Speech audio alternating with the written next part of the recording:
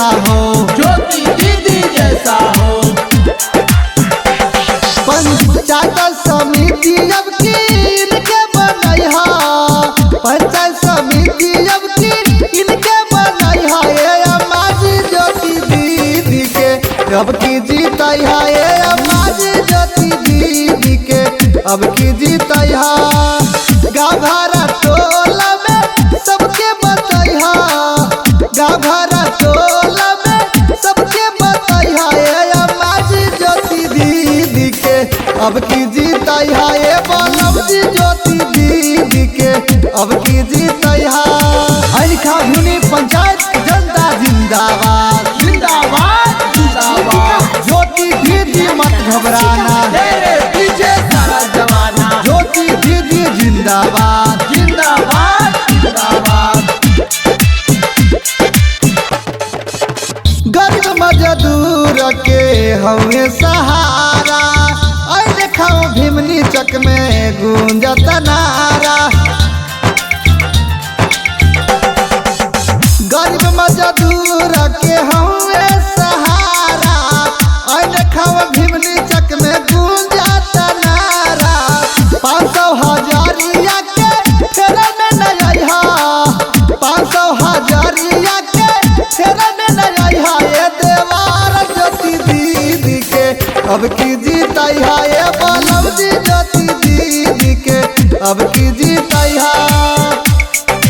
ज्योति दीदी जिंदाबाद, जिंदाबाद जिंदाबाद। ज्योति दीदी जिंदाबाद, जिंदाबाद जिंदाबाद। आपका पंचायत समिति कैसा हो, ज्योति दीदी जैसा हो।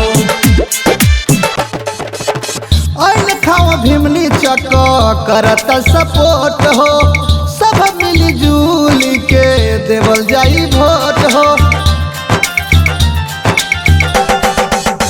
ऐन खाओ भीमनी चक करत सपोर्ट हो, सब मिली जुली के देवल जाई वोट हो।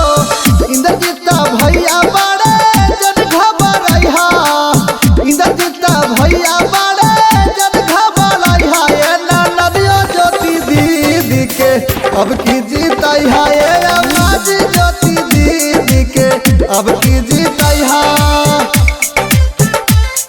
अनखा भीनी पंचायत जनता जिंदाबाद, जिंदाबाद जिंदाबाद। ज्योति दीदी मत घबराना, तेरे पीछे सारा जमाना। ज्योति दीदी जिंदाबाद, जिंदाबाद जिंदाबाद।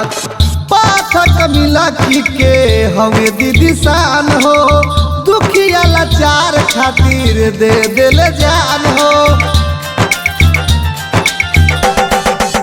पाठक मिलकी के दीदी हवे शान हो, दुखिया लाचार खातिर दे दिल जान हो। बिना बिन कटेश मुकेश जी के समझैहा, बिना बिन कटेश दिलीप जी के समझैहा। ये देवारा ज्योति दीदी के अब की जीतैहा, ये अम्माजी ज्योति दीदी के अब की जीतैहा। पंचायत समिति अब की इनके बनैहा, पंचायत समिति अब की इनके बनैहा। ये अम्माजी ज्योति दीदी के अब की जीतैहा, ये अम्माजी ज्योति दीदी के अब की जीतैहा। गाँव भरा टोला में सबके बतैहा, गाँव भरा टोला में सबके बतैहा। ये अम्माजी ज्योति दीदी के अब की जीतैहा, ये बलमजी ज्योति